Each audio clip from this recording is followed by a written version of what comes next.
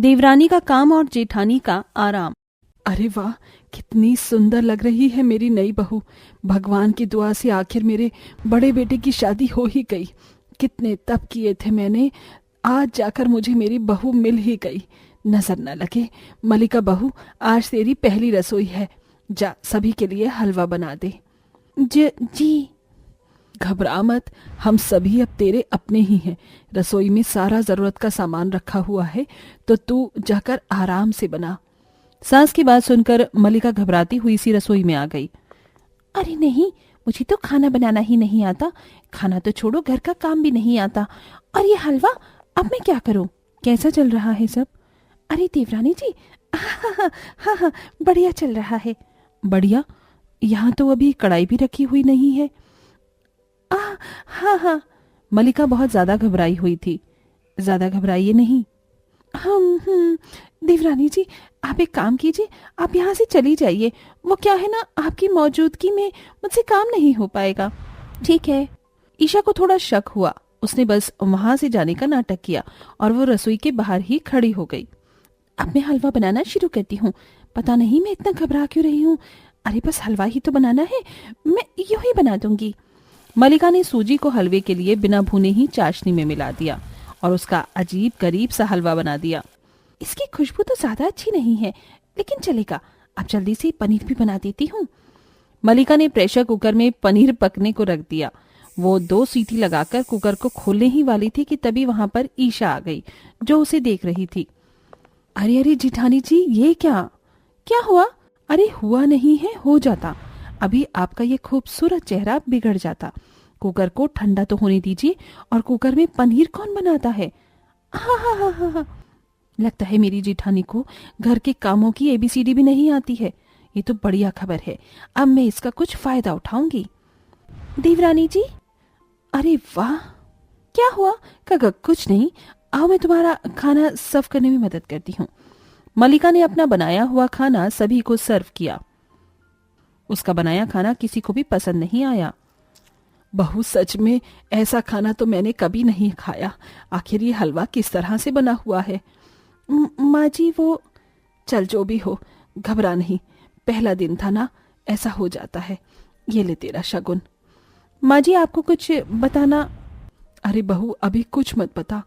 मेरा तो इस हलवे को खाकर गला बंद सा हो गया है। जल्दी से गर्म पानी ला। ठीक है। ईशा अपनी जेठानी की कमजोरी को सभी के सामने बताना तो चाहती थी, लेकिन बता नहीं पाई।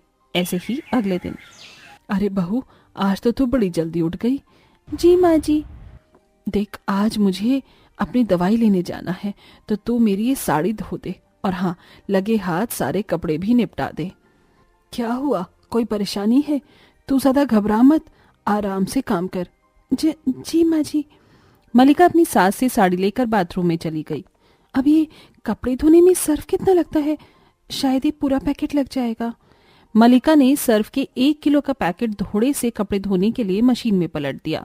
कुछ देर बाद जब वहां ज्योति आई। अरे बहू, मेरी साड़ी धुल गई क्या? अरे माँ जी देखिए, इस मशीन में कितनी सारी झाग निकल रही हैं, मुझे बचाइए। अरे ये तूने क्या कर दिया? हे भगवान। ज्योति ने किसी तरह मशीन से निकलने वाली झाग को कम किया।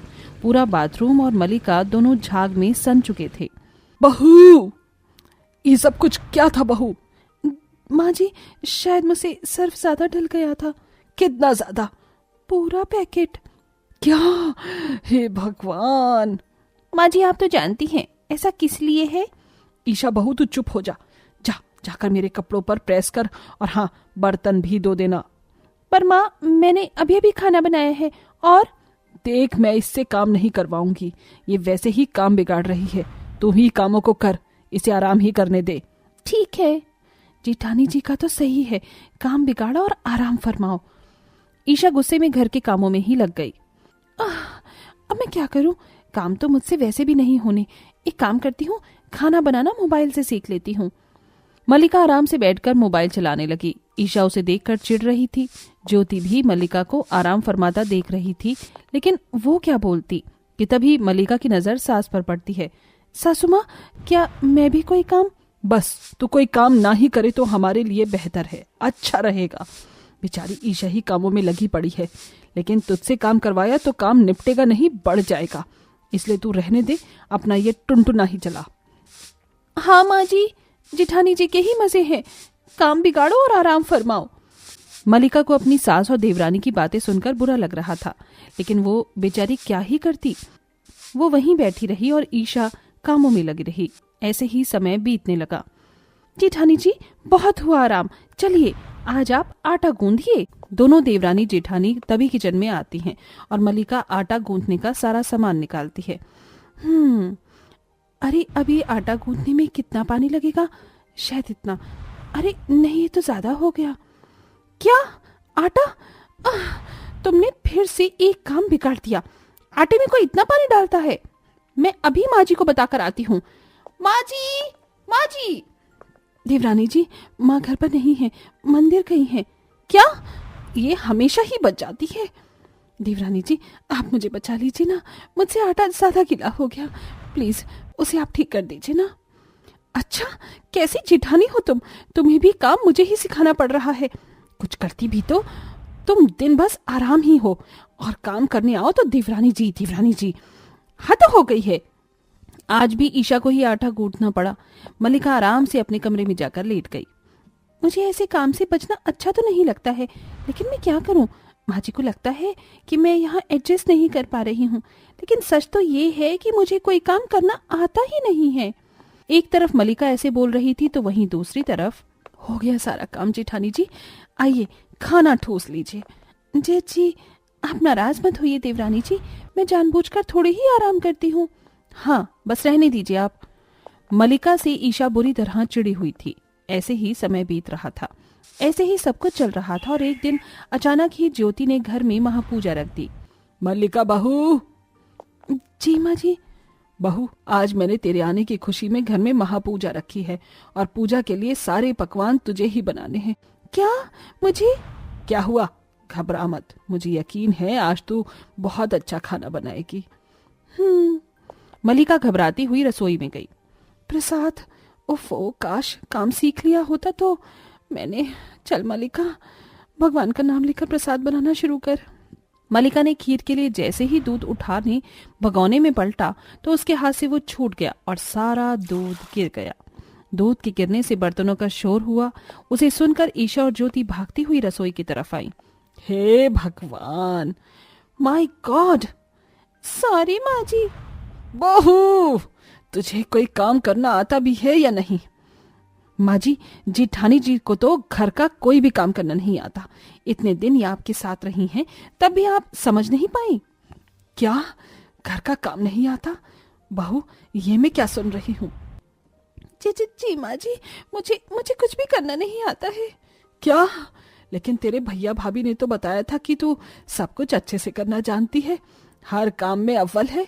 वो सब छूट था माँ जी। घर में काम न कर पाने की वजह से ही मेरे रिश्ते आकर भी चले जाते थे, इसीलिए मेरे भैया भाभी ने आपसे छूट कहा। मेरी माँ तो बचपन में ही मुझे छोड़कर चली गई थी।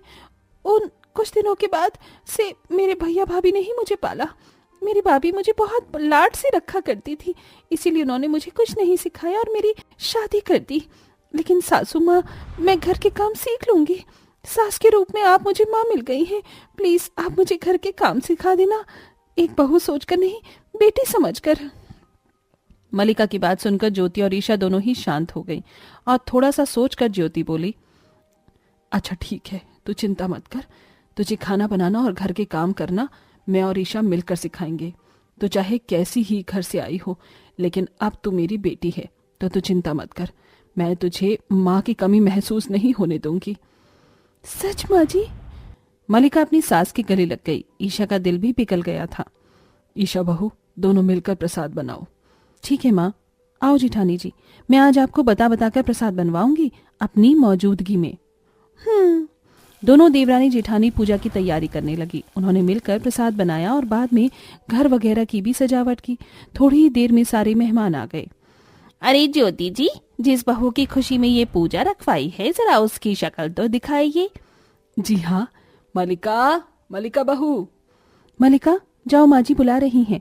और हाँ, घूंघट करके जाना और जाकर सभी को प्रणाम करना और बड़ों के पांव भी छूना। ठीक है, शुक्रिया देवरानी जी, मुझे इतना कुछ बताने के लिए। आज लग रहा है जैसे सर पर बहन का साया हो। अब जाओ वरना माँ जी नाराज हो जाएंगी। मलिका सभी मेहमानों के पास गई और सभी से बहुत ही अच्छे से पेश आई। सभी मेहमानों को भी ज्योति जी की नई बहू बहुत अच्छी लगी। फिर क्या था, अब मलिका को उसका परिवार मिल चुका था। धीरे धीरे अब वो भी घर के कामों को करना सीख रही थी और अब सब कुछ ठीक हो चुका था।